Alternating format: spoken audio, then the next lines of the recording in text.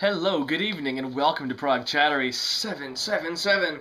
We've been talking about Yes, and we've made it to the year 1978.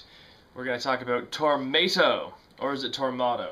They're English, so you would think Tormato, but then the album cover looks like a tornado hit it, so I would think Tormato. I don't know.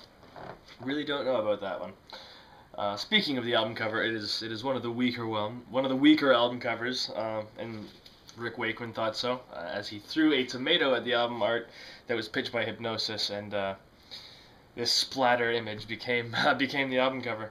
And I think that says a lot about the album.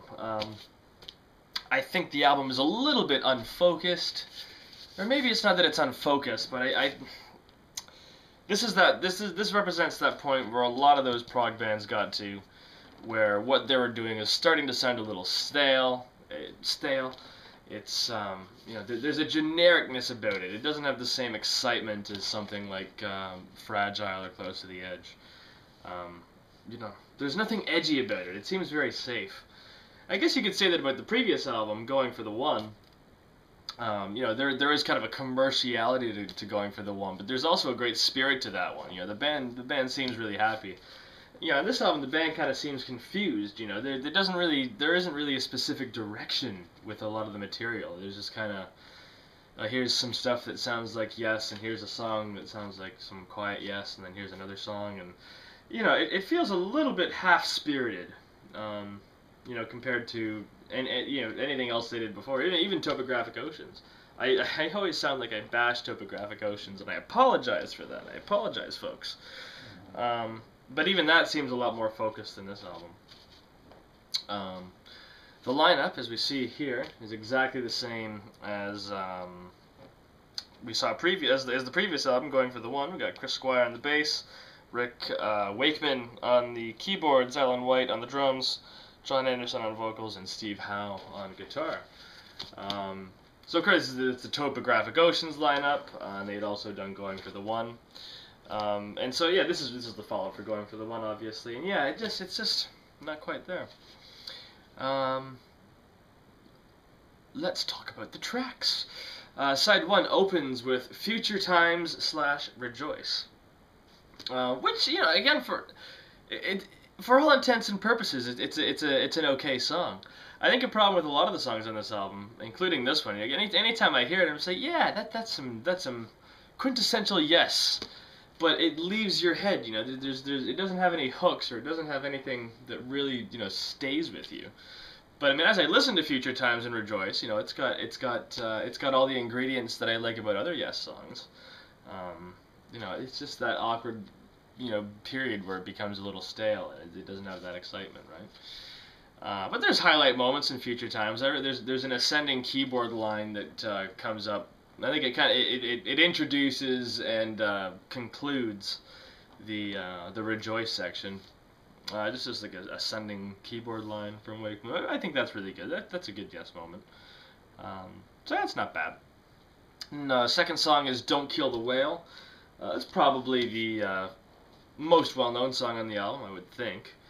And it's okay. We get the very earnest, politically motivated, social issue type lyric, which is kind of un-Yes, really.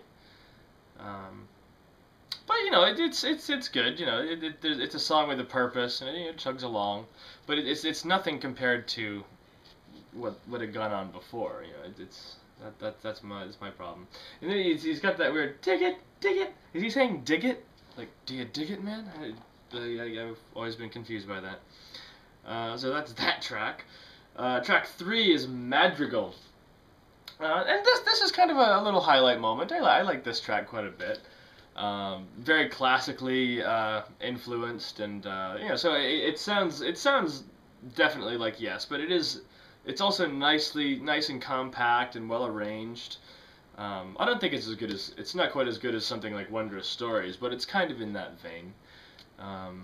Medieval minstrelry. That's one phrase that comes to mind. So that's a highlight. And it sticks with you a little bit more. And then side 1 closes with Release. which is a higher energy, you know, back into the rocky kind of stuff. But again, you know, it doesn't sound driven. You know what I mean? Like musically, it's all sound. It's all, you know, fine music. It's well arranged. It's well put together.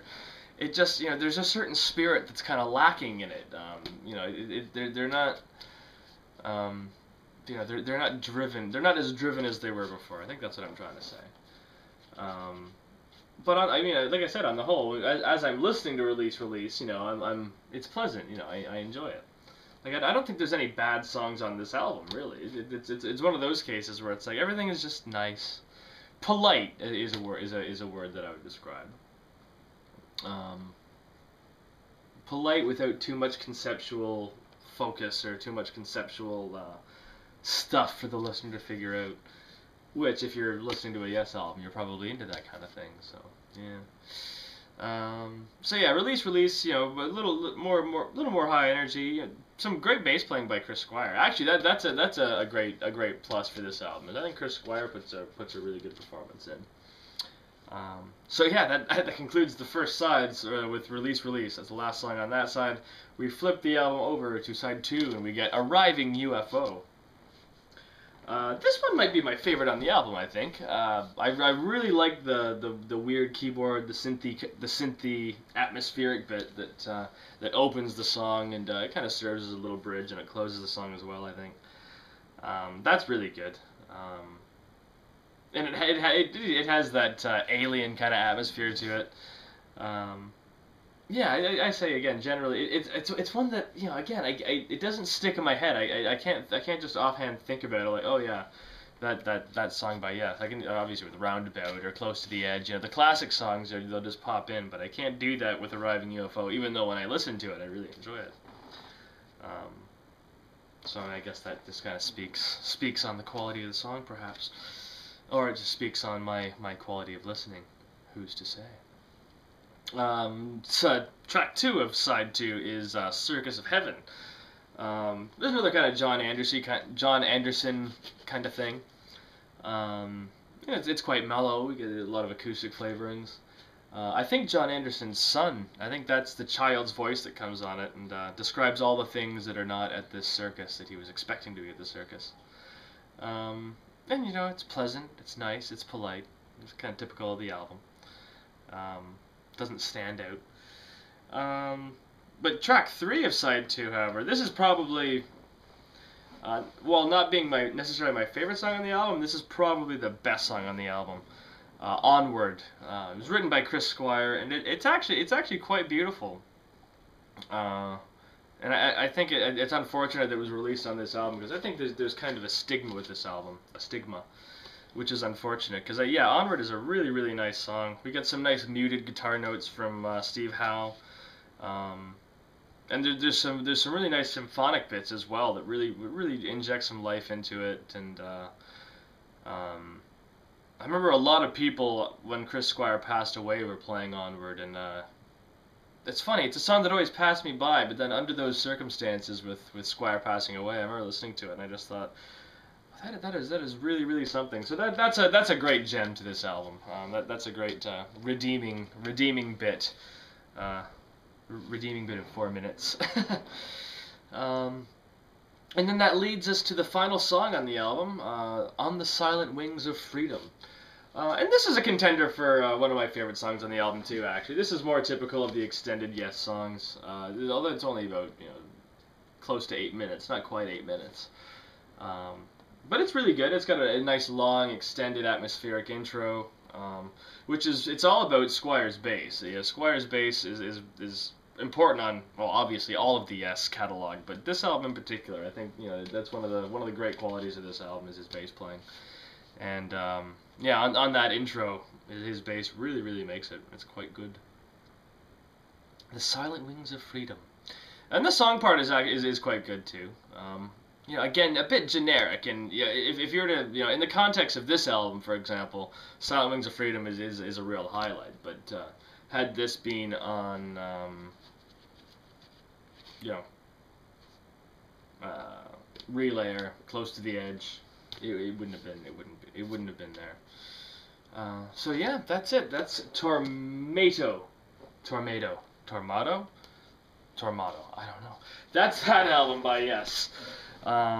Yeah, I probably the weakest link in the chain, at least from the that 70s period, that classic period. And it was actually the last album to feature John Anderson and Rick Wakeman. For some time for Rick Wakeman, but John Anderson was back in the band within a few years, wasn't too long. But the remaining members went on to record an album called Drama, which is actually an essential album, and it's a very, very good album. Perhaps that's controversial, I don't know. I think there's a lot of people that like Drama. I happen to be one of them. And I'm going to talk about that one next time. So, as ever, thank you very much for watching. Send me a subscribe, send me a like, send me a comment, all that good stuff. So yeah, thanks again for listening, and stay tuned next time for Drama. We will see you all then. Alright, bye-bye. Haha.